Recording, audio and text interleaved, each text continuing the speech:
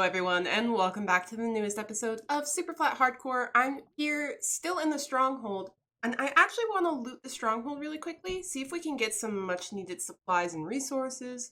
And then our goal for today is to build a gold farm. Let's get started. So, just as a quick disclaimer, you might hear some unusual sounds in the background of this episode, and it's because I just got a new kitten. His name is Grim. He's currently bonking into the mic. Thank you, Grim. My office is where we are keeping him for now. He has to stay separated from our other cat for 2 weeks. So he's going to be a constant fixture in my basically recording area. So forgive any strange noises. What do we got? Quick charge 1, knockback 2, some paper. That's exciting. We don't have any paper. Genuinely. So here is our loot from our end raid and from looting stronghold. Honestly, we didn't really get a lot of great stuff. We got a few enchanted books, some iron. Really nothing great from the stronghold. Our loot from the end is actually way better with diamond gear and diamond tools. But yeah, stronghold loot wasn't good. I was hoping to find a copy of the other side disc, but fortunately we were unlucky. Alright, we are in the nether and we need to get 73 stacks of magma blocks in order to build a gold farm. So I'm going to sit and I'm going to mine a heck of a lot of magma blocks.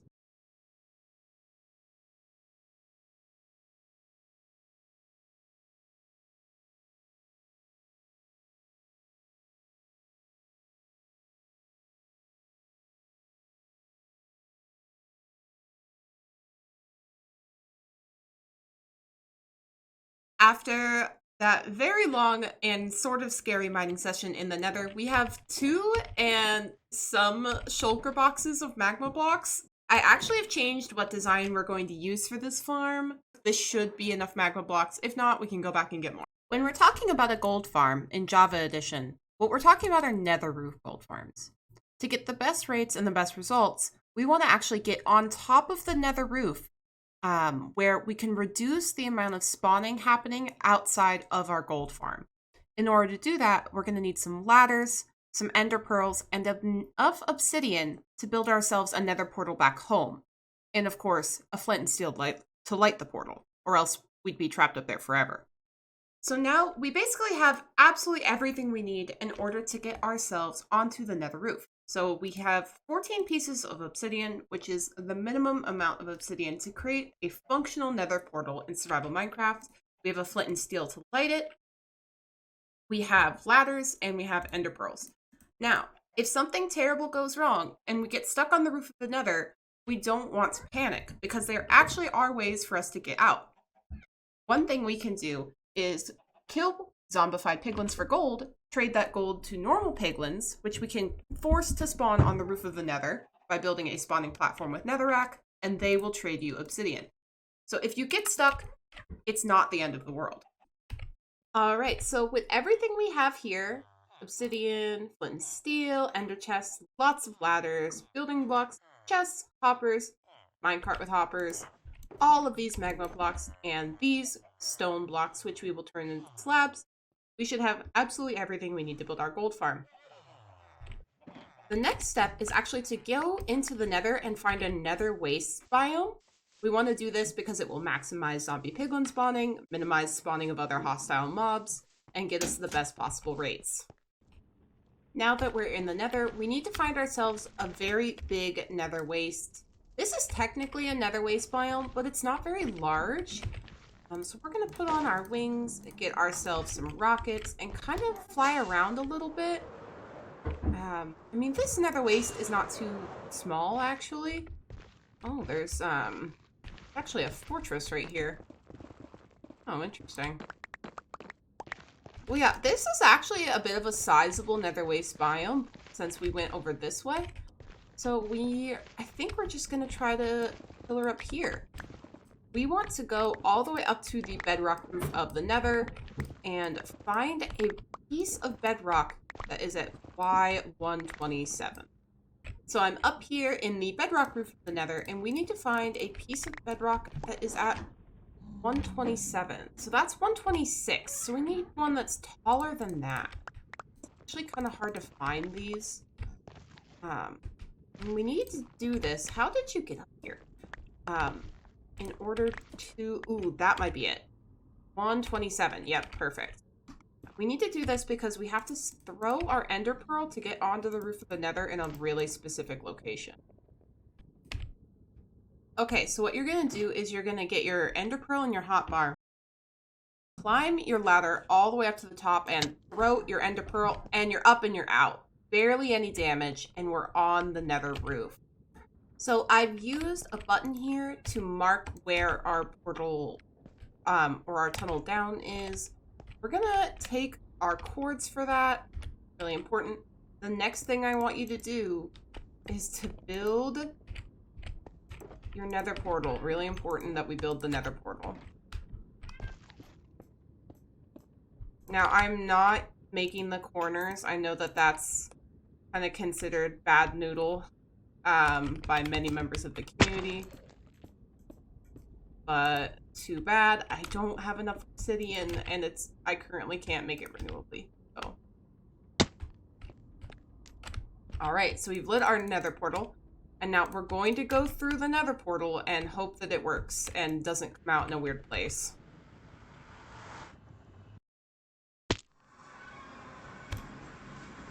Or that it comes out in a very dangerous area.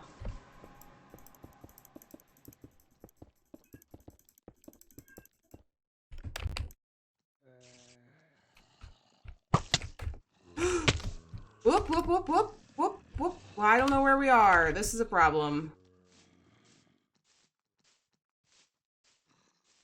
Darn spider.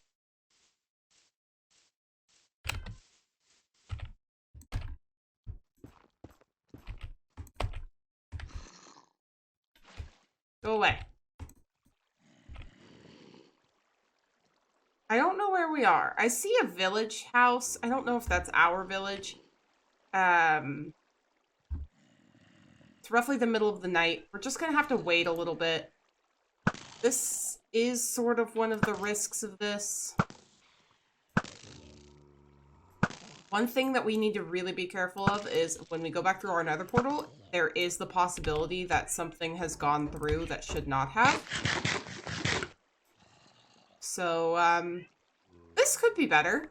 Thankfully, I had a bed in my ender chest, so once we get rid of this guy, we can sleep. Also wearing wings, which we should be careful of. Thank goodness for the ender chest. Now I'm gonna put my chest plate back on. Alright, and now we're gonna go back through. I need to take back all of... I have my shield up. I'm really hoping we don't get blown up as we go through here. But there's not really a better way to do this. Yep, there's zombies. Oh boy. At least it was just zombies. You don't see that every day. Zombies in the nether.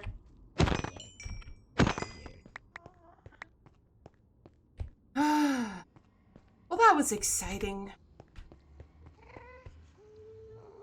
That's enough of that. Now that we are actually on the roof of the nether, we are basically going to pillar up until we hit build limit. Which is 200 and something, if I remember correctly. This is going to be tedious, and I'm not going to record all of it. Alright, so we are at build limit. This is when actually creating our farm begins. This is designed by Waddles. I will link the video in the description. Let's get building.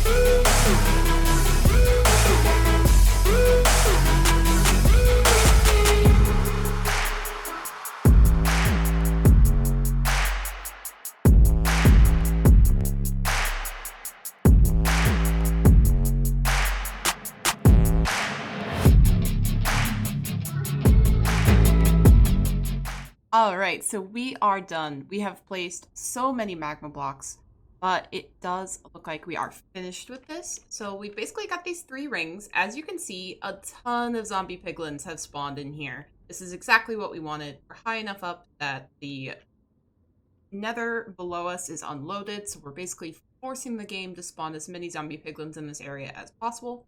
And we have our little killing chamber here. Now, this is a design that I got from Waddles. I will link his video in the description. It's super easy, very clear tutorial, so shout out to Waddles for that.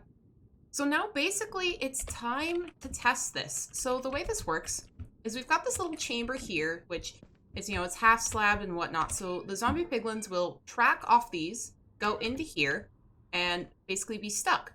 In order to find out if this is going to work correctly, we basically are going to have to bite the bullet and anger some zombie piglins. So, yeah. Oh gosh, this is terrifying. I am going to hop up here, just in case they can get through. But they should all, yep, oh, this is terrifying. So they should all be funneling down into that. They're actually probably going to start entity cramming. This is scary. Down here.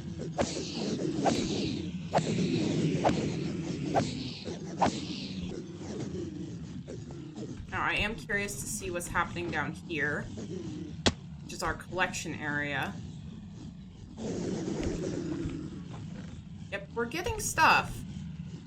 Oh, this is very full. So the problem with this system and just these systems in general is the golden swords are going to clog up really quickly.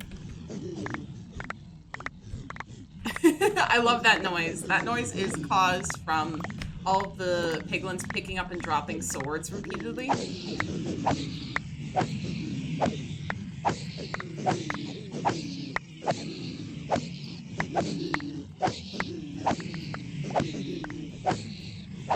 One thing we might do is change this to a trapdoor.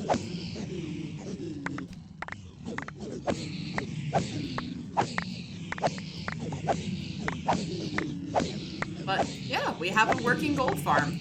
Alright everybody, so with our gold farm complete, it's actually going to be so much easier to create golden apples so that we can zombify villagers. The purpose of zombifying villagers is so that we can get their trades for cheap. But what I've run into is I still do not have sugarcane from the Wandering Trader. Without sugar, I can't make more fermented spider eyes to make potions of weakness. But we just got really lucky. I've been sitting here leveling up my Fletchers that I have, and one of them, which one is it? It's not you. It might be this guy. Is it you? Yes. This guy sells arrows of weakness. This is amazing. Like, our issues really are solved. I need to name this guy so that he's easier to find. But basically, because he sells arrows of weakness, we can sit here and zombify villagers over and over without having to craft potions.